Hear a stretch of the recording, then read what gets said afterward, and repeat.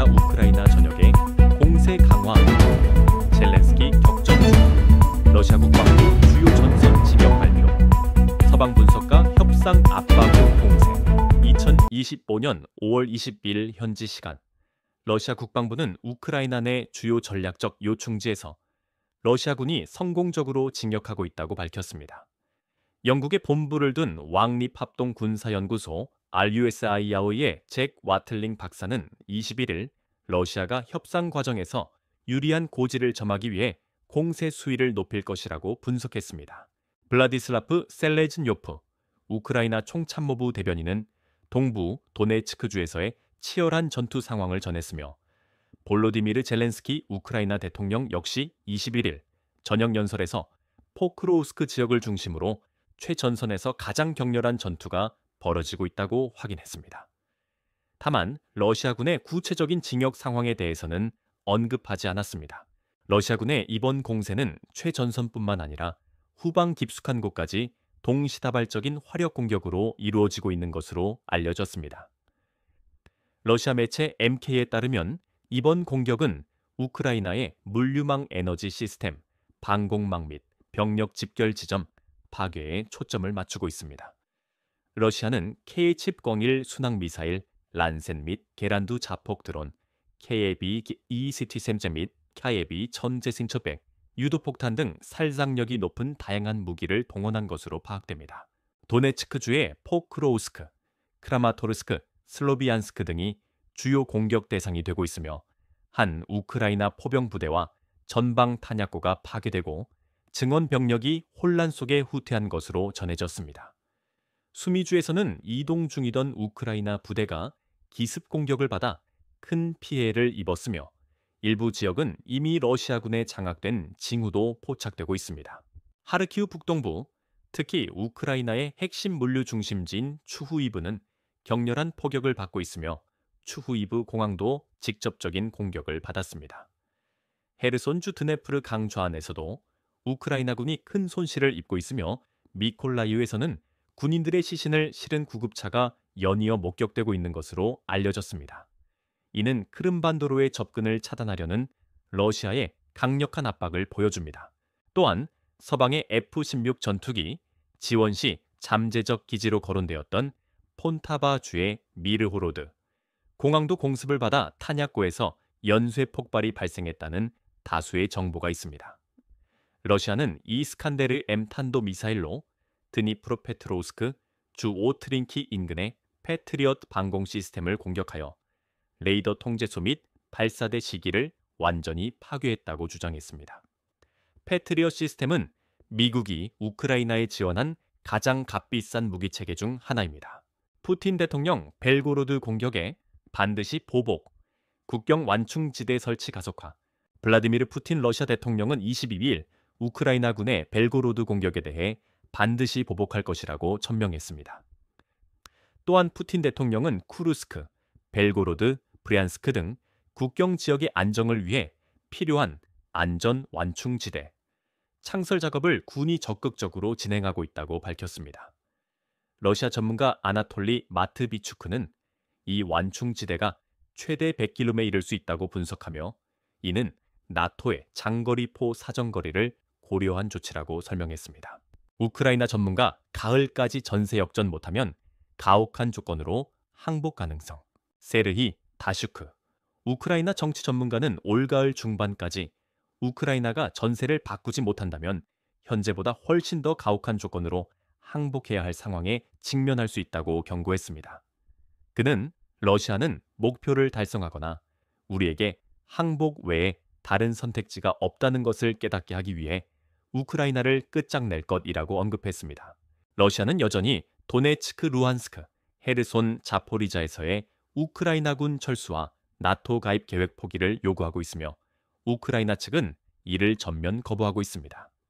모스크바는 우크라이나가 계속 협상을 거부할 경우 향후 화해 조건이 더욱 엄격해질 것이라고 경고했습니다. 미러 관계 및 국제사회 움직임.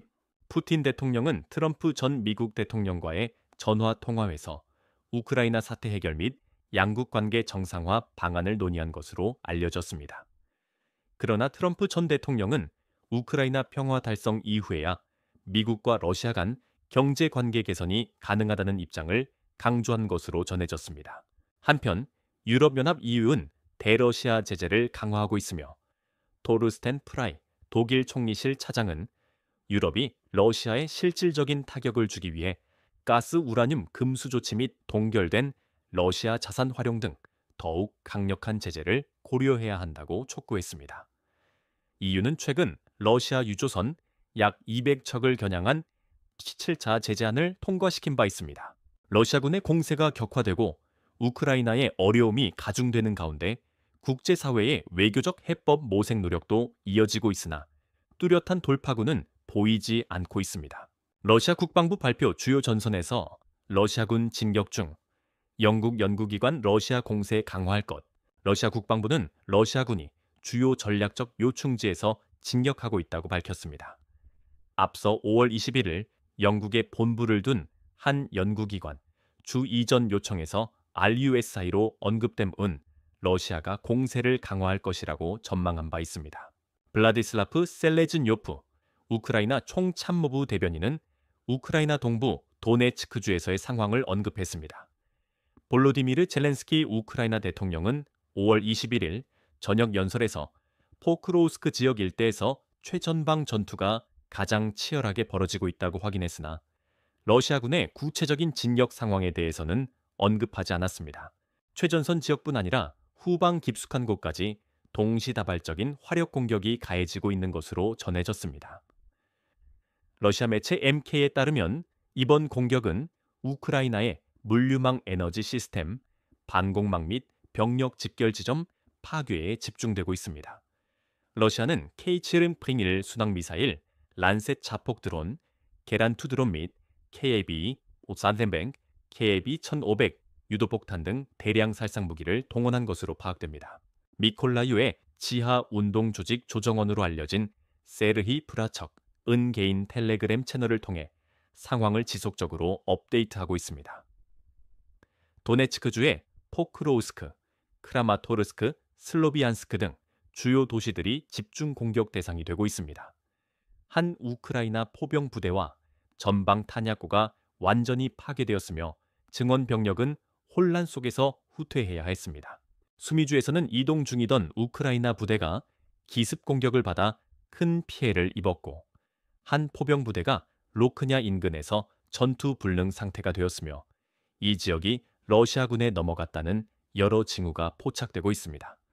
동시에 한 산업시설 겸 드론 창고도 정확히 타격당해 국경을 고립시키고 우크라이나 중심부로부터의 보급선을 차단하려는 러시아의 노력을 보여주고 있습니다. 하르키우 북동부, 특히 우크라이나의 핵심 물류 중심지인 추후이브는 격렬한 포격을 당했으며 추후이브 공항도 직접적인 공격을 받았습니다. 우크라이나 방공망이 급히 대응하는 과정에서 많은 파편이 주거 지역으로 떨어졌습니다. 헤르손에서는 드니프로 강 좌안에서 우크라이나군이 큰 손실을 입었으며 미콜라이오에서는 군인들의 시신을 실은 구급차가 잇따라 목격되고 있습니다. 이는 크림반도로의 접근을 막으려는 러시아의 강력한 압박을 증명합니다. 중요 물류 및 철도 중심지인 파블로흐라드에서는 여러 건의 대규모 폭발이 동시에 발생했으며 카미안스케의 국방 공장들도 러시아의 포격을 받아 무기 공급망이 파괴되고 우크라이나의 군수 생산 능력이 마비된 것으로 알려졌습니다. 미콜라이오의 항구 공장, 수리 작업장 등 이중용도 기반 시설도 공격 대상 목록에 올랐으며 우크라이나 방공망이 드론 요격을 시도함에도 불구하고 다수의 공격이 방어선을 뚫었습니다. 주목할 만한 공격 중 하나는 서방의 F심속 전투기, 지원 시 잠재적 기지로 거론되었던 폴타바주 미르호로드 공항에 대한 공습입니다. 다수의 정보에 따르면 러시아 미사일이 목표물에 명중한 후 탄약고에서 연쇄 폭발이 발생했습니다. 특히 러시아의 보복 공격은 여기서 멈추지 않을 것으로 보입니다. 5월 22일 블라디미르 푸틴 대통령은 우크라이나군의 벨고로드 지역 공격에 대해 러시아가 보복할 것이라고 선언했습니다. 푸틴 대통령은 우크라이나 드론 공격으로 부상당한 벨고로드주, 벨고로드스키 지역 책임자인 니콜라이 볼로브예프와의 전화 통화에서 니콜라이 빅토로비치 우리는 반드시 보복할 것이라고 강조했습니다. 러시아가 맹렬한 공격을 강화하는 가운데 우크라이나 정치 전문가 세르히 다슈크는 만약 올가을 중반까지 우크라이나가 전세를 역전시키지 못한다면 현재보다 더 가혹한 조건으로 항복해야 할 것이라고 경고했습니다. 다슈크는 러시아는 목표를 달성하거나 우리에게 항복 외에는 다른 선택지가 없다는 것을 깨닫게 하기 위해 우크라이나를 끝장낼 것이라고 말했습니다. 그는 또한 올 여름 우크라이나가 정치, 경제, 산업, 기술적으로 전환할 충분한 힘이 있는가?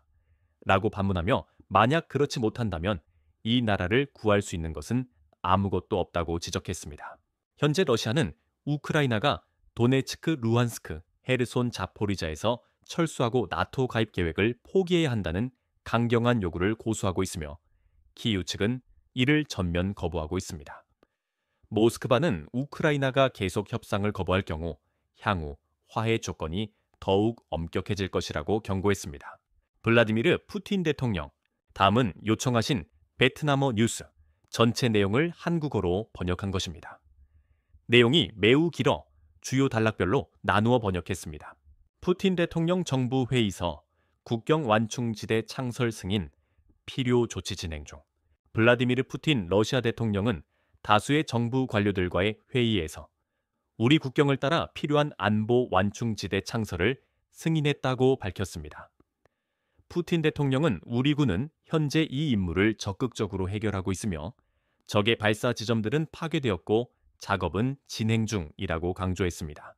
푸틴 대통령은 또한 최근 쿠르스크, 벨고로드, 브리안스크 지역의 상황을 고려할 때 피해 지역을 복구하고 재건하기 위한 즉각적인 노력이 필요하다고 언급했습니다. 여기에는 안보 조건이 허락하는 한 현지 주민들의 귀향 지원이 포함됩니다. 그는 교통망 및 기타 기반 시설, 복구 산업 및 농업 기업의 원활한 운영 보장 기업가 및 직원 지원이 필수적이라고 덧붙였습니다. 크렘린궁의 주인은 러시아 경제개발부의 대통령실 동료들과 협력하여 쿠르스크 벨고로드, 브리안스크의 피해 지역 종합 복구 프로그램을 조속히 준비하도록 지시했다고 말했습니다. 이 프로그램은 필요한 모든 재정적, 물질적 자원, 추가 장비 및 전문가 다른 지역 포함의 지원을 받을 것이라고 전했습니다. 우크라이나가 통제하는 국경 지역에 특정 안보 벨트를 만들자는 아이디어는 지난해 3월 푸틴 대통령이 처음 제안한 바 있습니다. 당시 대통령은 모스크바는 결국 우크라이나의 장거리 공격으로부터 국경 지역 민간인을 보호하기 위해 그러한 구역을 만들어야 할 수도 있다고 말했습니다.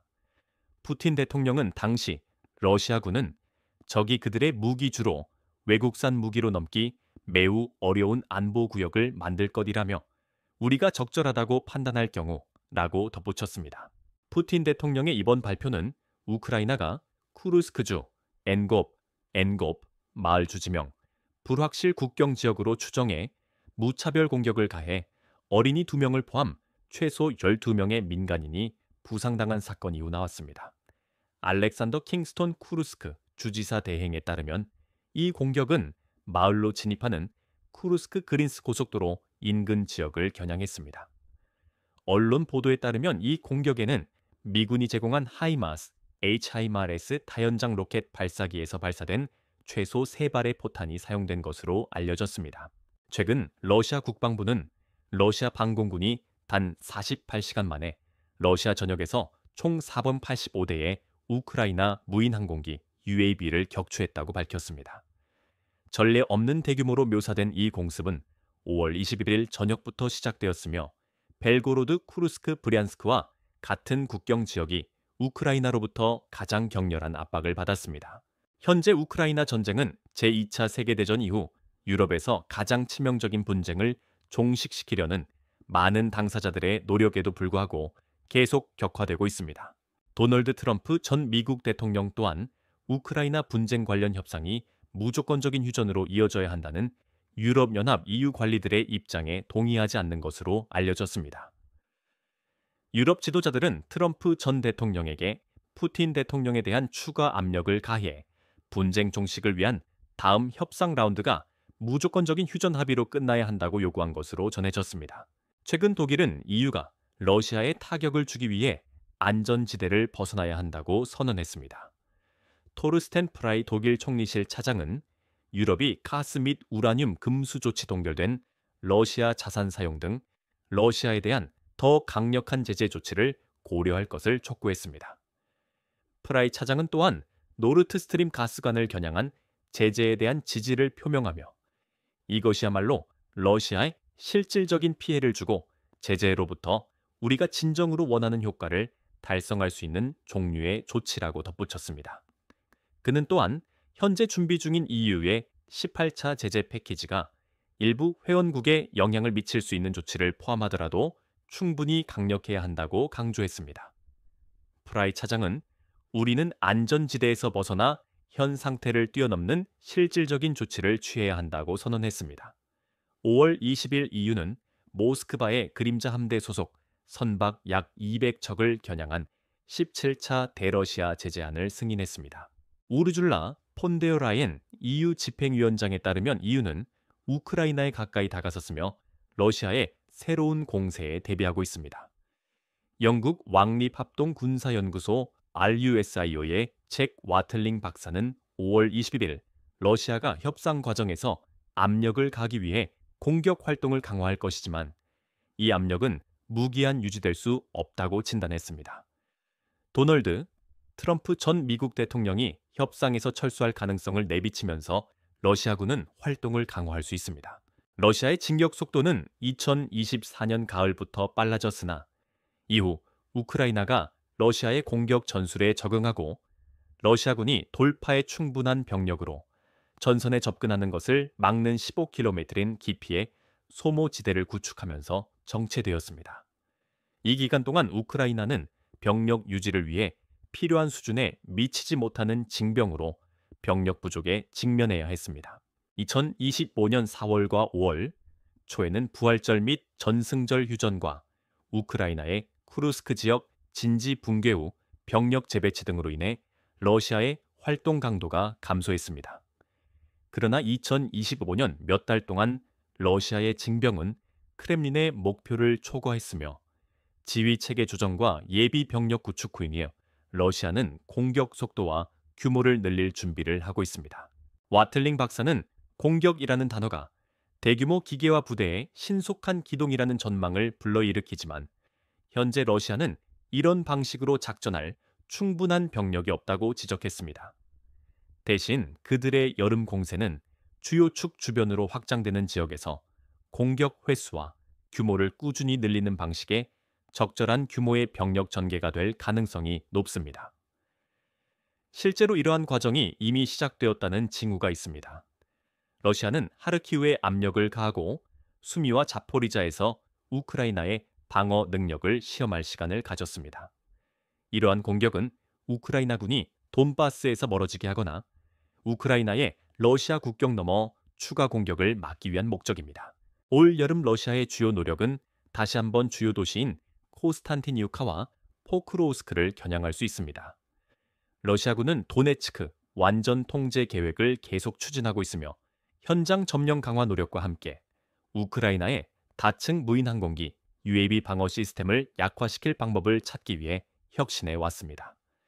한동안 우크라이나는 UAV 요격기로 러시아 정찰 UAV를 격추하는 능력을 확장하여 우크라이나 후방 목표물을 공격할 순항 미사일과 탄도미사일을 유도할 러시아 부대를 무력화시켰습니다. 그러나 우크라이나 요격기는 소형 레이더로 유도되며 러시아는 이 레이더 기지를 찾아내어 표적으로 삼는 시스템을 사용하고 있습니다. 러시아의 또 다른 중요한 노력은 우크라이나 UAV 조종사를 공격하는 것입니다. 여기서 방법은 신호 정보 및 정찰을 사용하여 조종사 위치를 파악한 다음 유선 UAV와 순항 미사일로 그들을 표적으로 삼는 것입니다.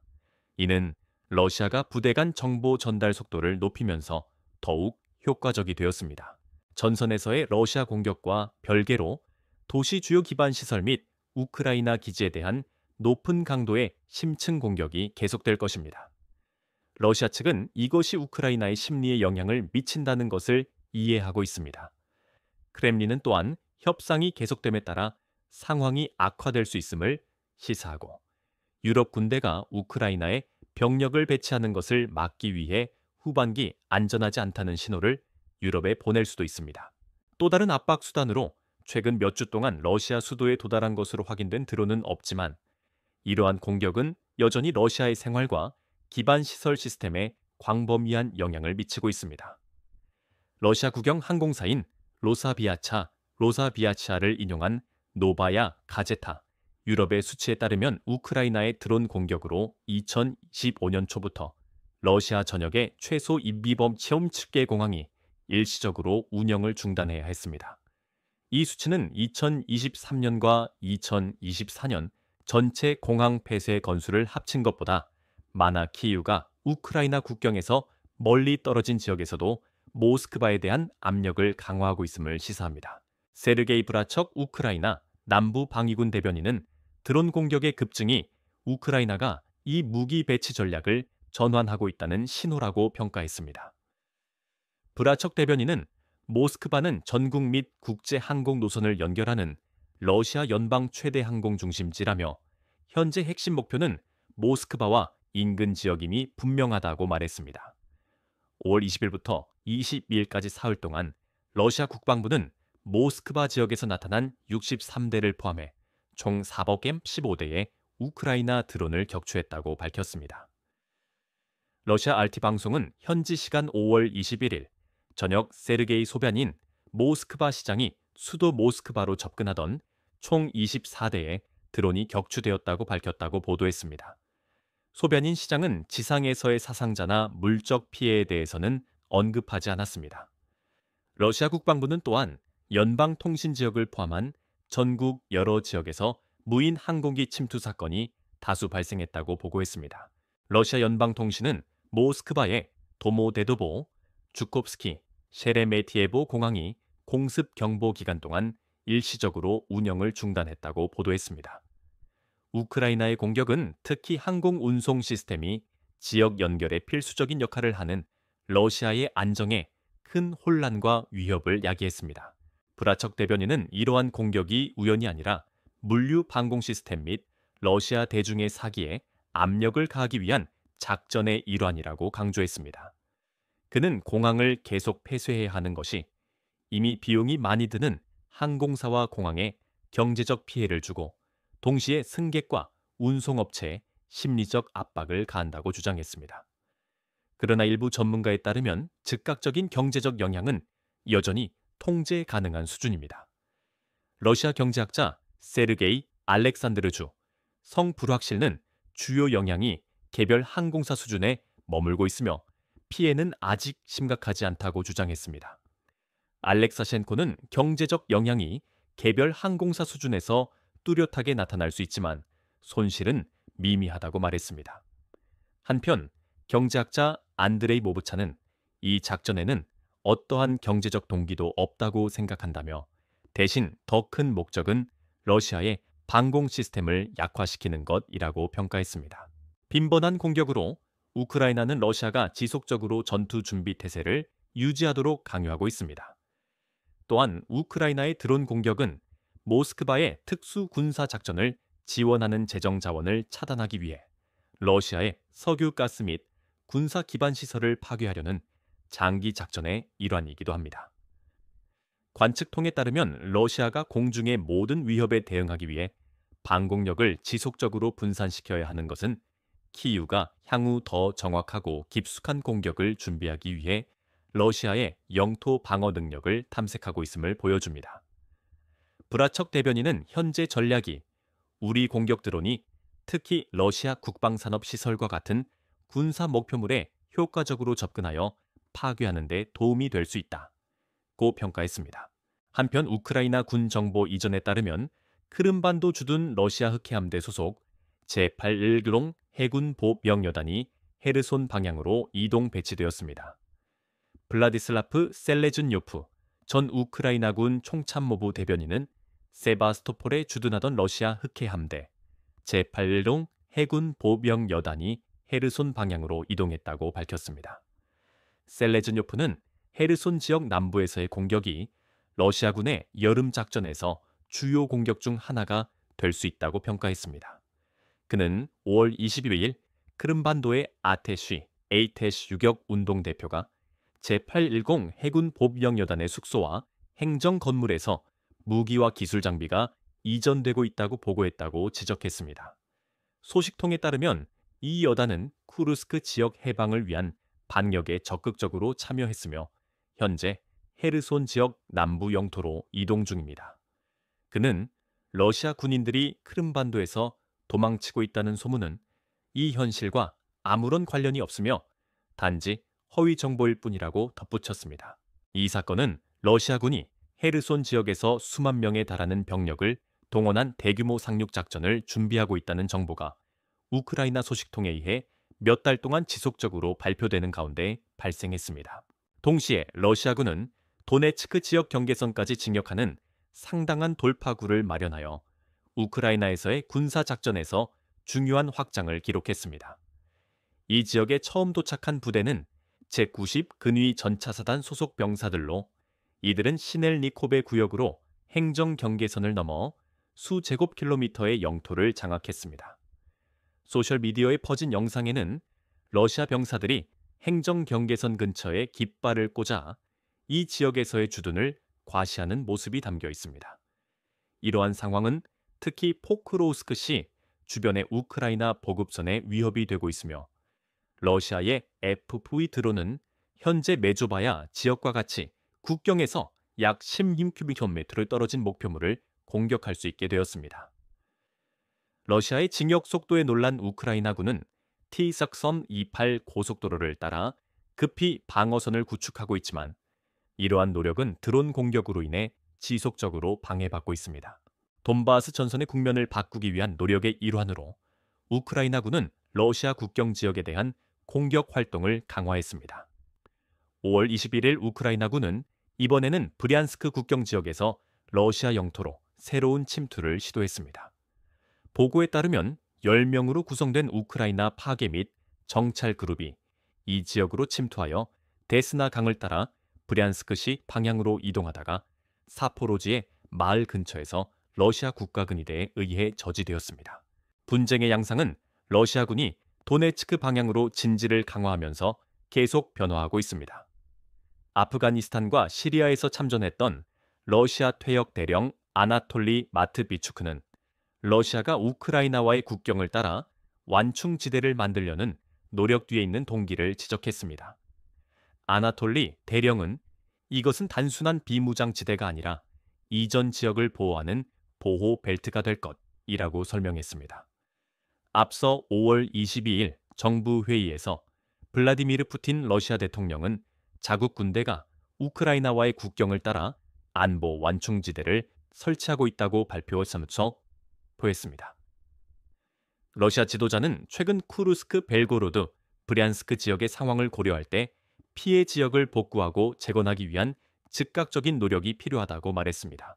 아나톨리 전문가에 따르면 이 완충지대는 나토가 보유한 장거리 포병 시스템이 70km 거리의 목표물을 타격할 수 있기 때문에 최대 100km 깊이가 될 수 있으며 러시아가 나토의 화력에 맞지 않도록 하려면 30km의 안전 여유를 더해야 한다고 합니다. 이 전문가는 또한 새로운 안보 완충지대에서 우크라이나인들이 거주하며 농축 산업을 할 수 있지만 한 가지 확실한 것은 키이우 정부는 있을 수 없다는 점이라고 지적했습니다. 한편 블라디미르 푸틴 대통령은 러시아의 조건에 따라 우크라이나 분쟁을 해결하는 동시에 미국과의 관계 정상화를 모색하는 어려운 과제에 직면해 있습니다. 러시아가 2022년 우크라이나에서 군사 작전을 시작한 이후 블라디미르 푸틴 대통령은 러시아의 조건에 따라 분쟁을 종식시키기를 원했습니다. 최근 복잡한 외교적 움직임 속에서 러시아 지도자는 우크라이나에서 군사 작전을 계속하면서 포괄적인 평화 협정을 협상하기 위한 자신의 접근 방식을 방어하려고 노력해 왔습니다. 푸틴 대통령은 상황이 러시아의 계산대로 진행되고 있다고 믿고 있습니다. 러시아 대통령의 강경한 입장은 우크라이나 이유, 그리고 최근에는 즉각적인 휴전에 대한 미국의 압력을 넘어섰습니다. 그러나 푸틴 대통령의 외교적 승리는 미국과의 관계를 정상화하려는 그의 더 큰 경제적 목표를 약화시키거나 적어도 지연시킬 수 있습니다.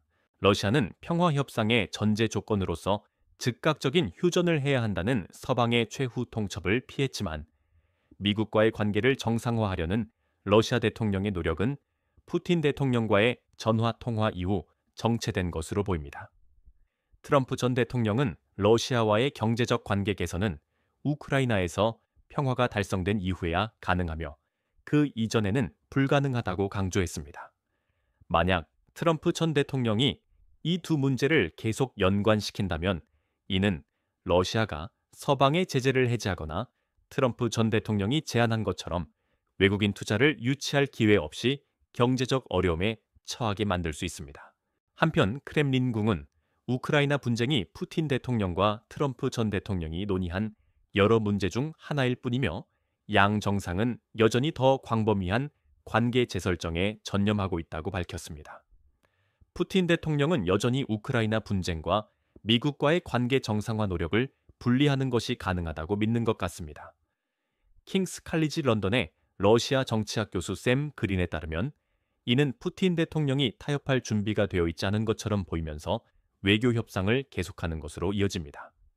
그린 교수는 푸틴 대통령의 목표는 만약 우크라이나 분쟁을 막지 못한다면 미국이 국제사회로부터 환영받지 못하게 되는 것을 상쇄할 만큼 러시아의 막대한 천연자원이 충분한 보상이라는 점을 트럼프 전 대통령에게 설득하는 것이라고 평가했습니다. 즉각적인 경제적 이익을 추구하는 대신 우크라이나의 양보를 강요하는 길을 선택함으로써 푸틴 대통령은 시간이 자신의 편이라고 믿을 가능성이 높습니다.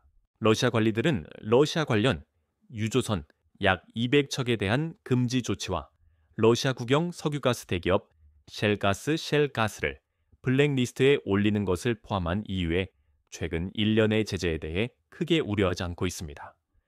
반면 트럼프 전 대통령은 미국이 새로운 제재를 연기할 수 있음을 시사하며 진전의 기회를 언급했습니다. 차시우 야르시를 장악한 후 러시아군은 다음 주요 도시인 코스탄티니우카 점령을 목표로 계속 공격하고 있습니다. 코스탄티니우카는 우크라이나 동부 돈바스 지역 도네츠크주에 속한 도시로 카리비 토레츠 강변에 위치하며 카라마토 구의 행정 중심지이자 철강철 주석 유리 생산 중심지입니다. 최근 군사 전문 채널 보엔코 코티오녹 코테녹은 모스크바 부대가 코스탄티니우카 남부 지역으로 계속 진격하여 거대한 포위망을 형성하고 있다고 전했습니다. 군사 전문가들에 따르면 이 대도시를 점령하기 위해 러시아군은 세 방향에서 도시를 포위해야 합니다.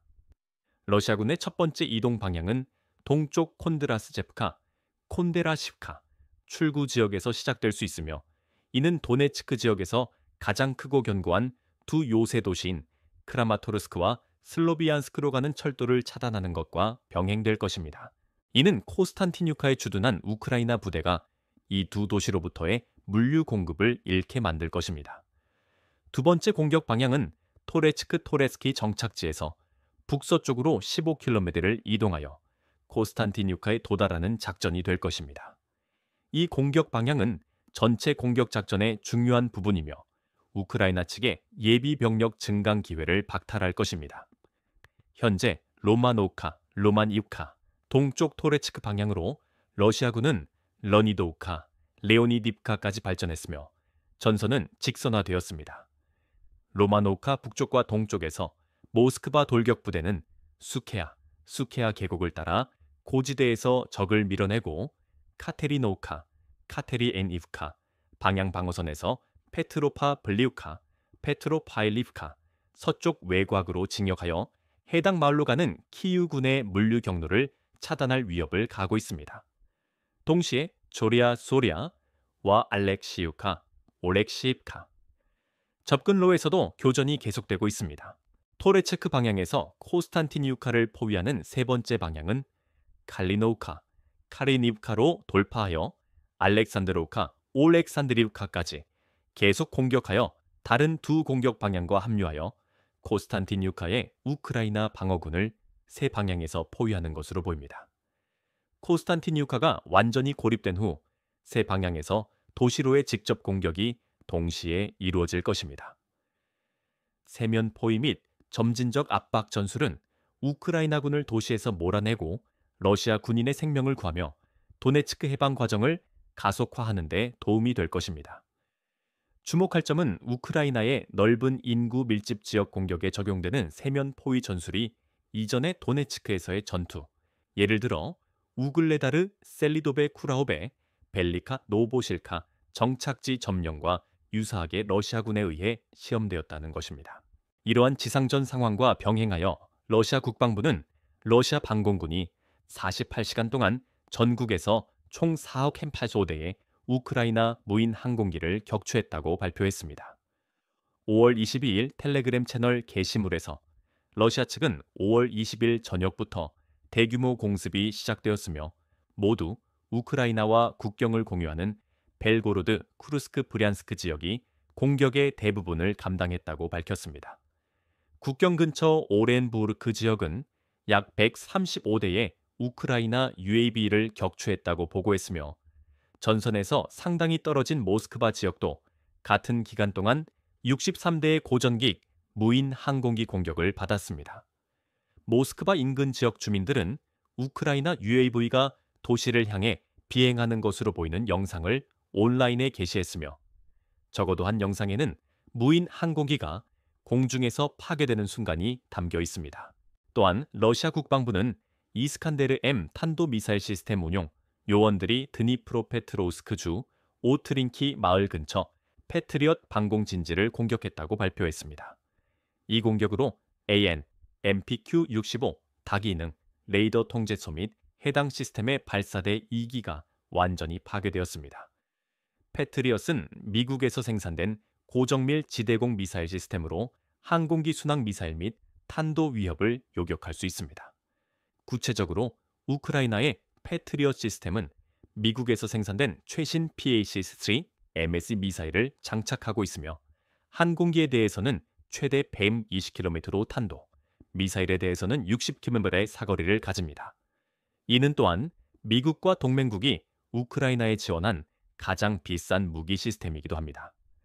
각 시스템의 가격은 거의 11억 달러이며 이 중 미사일 가격은 6억 9천만 달러, 기타 구성 요소 가격은 4억 달러입니다. 볼로디미르 젤렌스키 대통령은 우크라이나가 가장 취약한 지역을 보호하기 위해 최소 1000개의 패트리엇 시스템이 더 필요하다고 여러 차례 강조했습니다. 마르코 루비오 미 국무장관으로 언급되었으나 현재 미 국무장관은 앤터니 블링컨님, 맥락상 토니 블링컨을 지칭하는 것으로 보임 국무장관은 미국 정부가 패트리엇 시스템을 운용하는 국가를 포함한 나토 동맹국들과 긴밀히 협력하고 있으며 그들이 우크라이나에 무기를 제공하도록 장려하고 있다고 말했습니다. 미 국무부 지도자는 또한 러시아 우크라이나 분쟁은 군사적 수단으로 끝날 수 없으며 모든 것이 협상 테이블에서 해결되어야 한다고 단언했습니다. 한편 크렘린궁이 공개한 푸틴 대통령의 최근 쿠르스크 방문 사진과 영상은 일부 소규모 지역에서 교전이 계속되고 있음에도 불구하고 이 지역의 상황이 정상적이라는 메시지를 보내는 것으로 보입니다.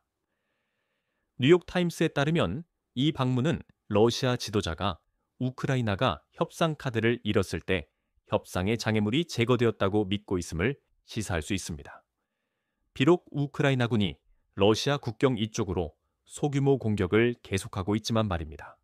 알제리 정치학 교수 레드완 보이델은 푸틴은 전쟁이 군사적으로 끝나지 않을 것이라는 것을 알고 있지만 러시아 지도자는 정치적 해결책을 찾고 있으며 우월한 위치에서 협상을 시작하기를 원하며 어떤 양보도 할 준비가 되어 있지 않다고 강조했습니다. 푸틴 대통령 또한 자신의 방문이 러시아가 물러서거나 협상을 위해 타협하지 않을 것이라는 메시지를 보낸다고 생각하고 있습니다. 스푸트니크 통신은 레바논 국제관계 전문가 알리 비데로온의 말을 인용하여 푸틴 대통령의 쿠르스크 방문은 이 국가가 원상태를 회복했으며 모든 시나리오에 대비하고 있음을 보여준다고 보도했습니다.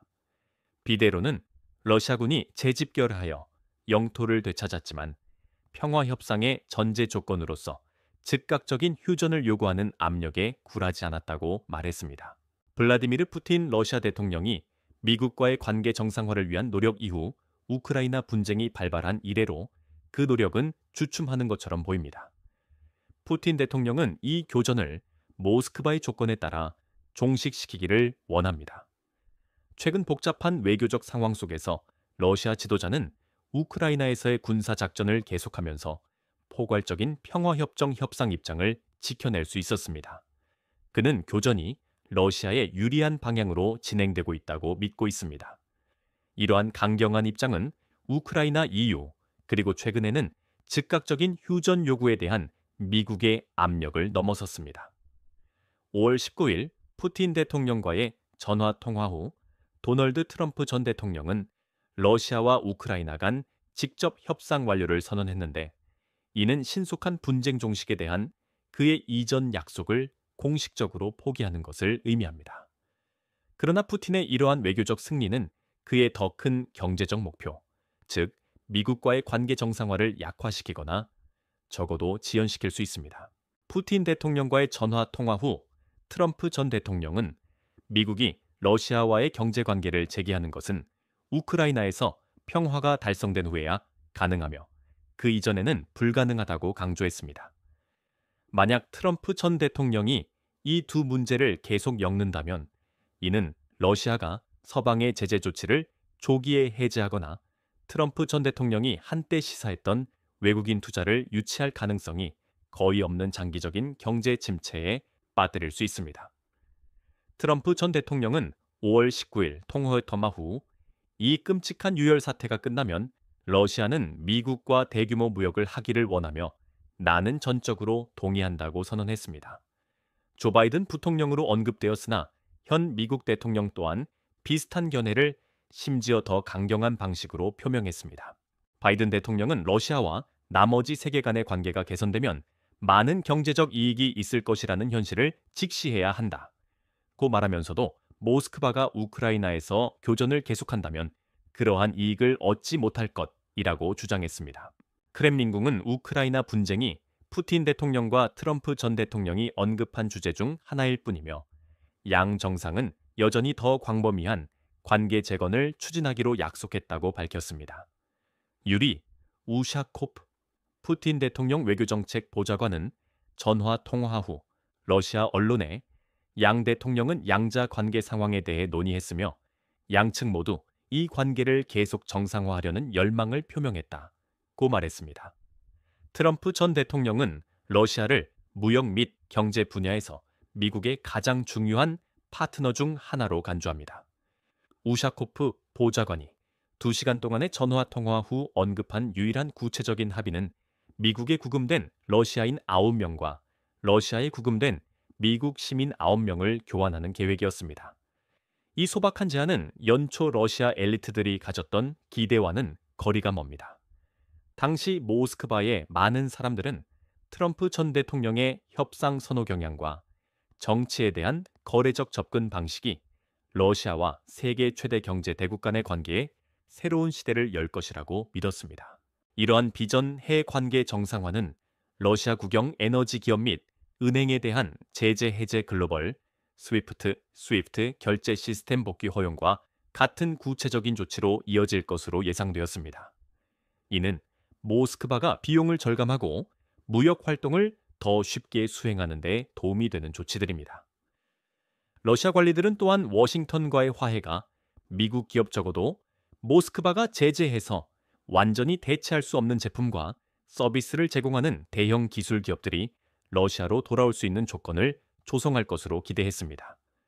전반적으로 많은 러시아 관리들과 친크렘린 학자들은 미국과의 새로운 관계가 이 부분에서 문장이 끝납니다. 푸틴 트럼프 외교 및 러시아 경제 전망. 5월 19일 도널드 트럼프 전 미국 대통령은 러시아와 우크라이나 간 직접 협상 완료를 선언하며 신속한 분쟁 종식에 대한 이전 약속을 공식적으로 철회하는 듯한 태도를 보였습니다. 그러나 푸틴 대통령의 이러한 외교적 성과 즉각적인 휴전을 전제 조건으로 삼지 않은 것은 미국과의 관계를 정상화하려는 그의 더 큰 경제적 목표를 약화시키거나 적어도 지연시킬 수 있습니다. 푸틴 대통령과의 전화 통화 후 트럼프 전 대통령은 미국이 러시아와 경제 관계를 재개하는 것은 우크라이나에서 평화가 달성된 이후에야 가능하며 그 이전에는 불가능하다고 강조했습니다.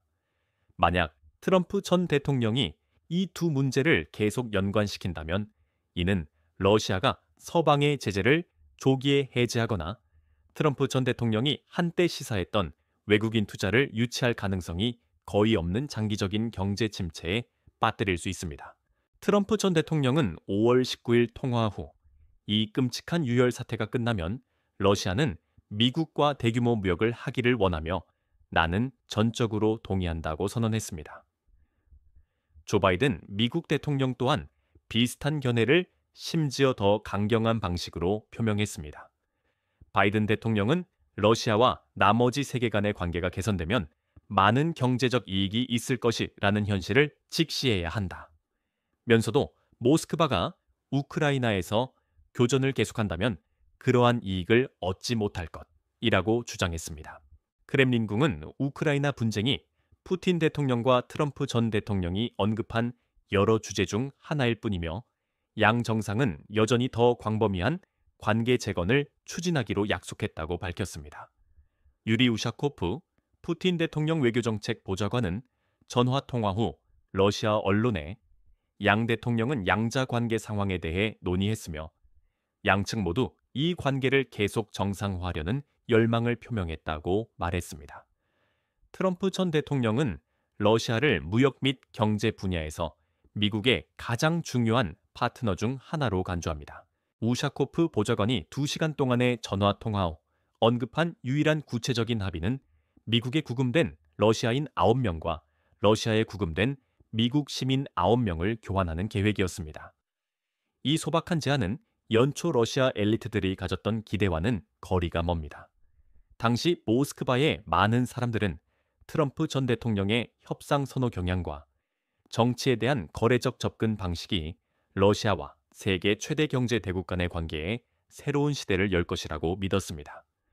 이러한 비전의 관계 정상화는 러시아 국영 에너지 기업 및 은행에 대한 제재 해제 글로벌 스위프트 결제 시스템 복귀 허용과 같은 구체적인 조치로 이어질 것으로 예상되었습니다.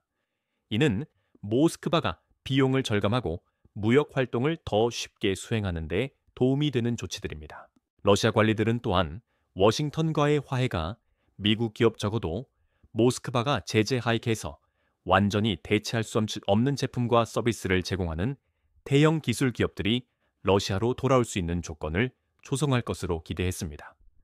전반적으로 많은 러시아 관리들과 친크렘린 학자들은 미국과의 새로운 관계가 CIA 등 기관의 언어에 기반한다고 믿고 있습니다.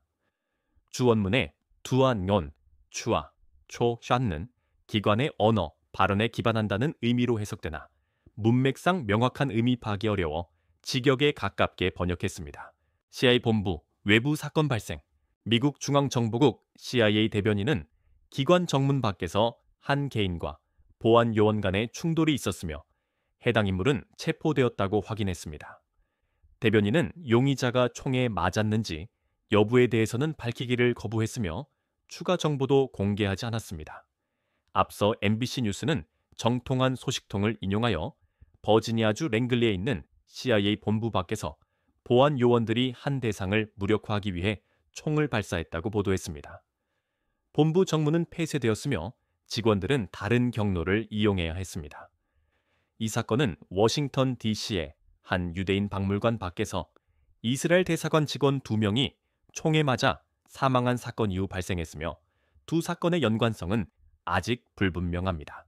미 육군 창설 250주년 기념 열병식 준비 ABC 뉴스가 공개한 영상에는 에이브람스 전차와 중장비들이 철도 운송을 위해 열차에 실리는 모습이 담겨 있습니다. 이 장비들은 텍사스 주포트 카바조스 기지에서 미 육군이 동원한 것들입니다. 총 28대의 M1 에이브람스 주력 전차가 행사에 참여할 예정입니다. 이외에도 브래들리 전투 차량 스트라이커 장갑차, 그리고 M4 셔먼 전차, 더글러스 C-47, 수송기 P-20홀, 머스탱 전투기와 같은 제2차 세계대전 시기에 상징적인 장비들도 동원됩니다. 미 관리들은 워싱턴 DC로 향하는 중장비가 행사 당일 웨스트 포토맥 공원에 집결할 것이라고 밝혔습니다. 행진 대열은 컨스티튜션 애비뉴를 지나 백악관 근처에서 끝날 예정이며 그곳에서 육군 골든 나이츠 소속 공수부대원들이 엘립스 공원에 낙하 시범을 보이고 그중 한 명이 접힌 성조기를 도널드 트럼프 대통령에게 전달할 예정입니다. 트럼프 대통령은 약 250명의 신병들에게 헌법 선서를 받을 것으로 예상됩니다. 현역군인 예비군 주방위군, 학군단, ROTC, 특수작전 부대 등을 포함하여 약 60국 700명의 병력이 다가오는 행사에 참여할 것으로 예상됩니다. 일부 병사들은 미국 독립혁명부터 대테러 전쟁까지 미군의 전통을 반영하기 위해 이번 열병식을 위해 특별히 디자인된 역사적 군복을 착용할 예정입니다.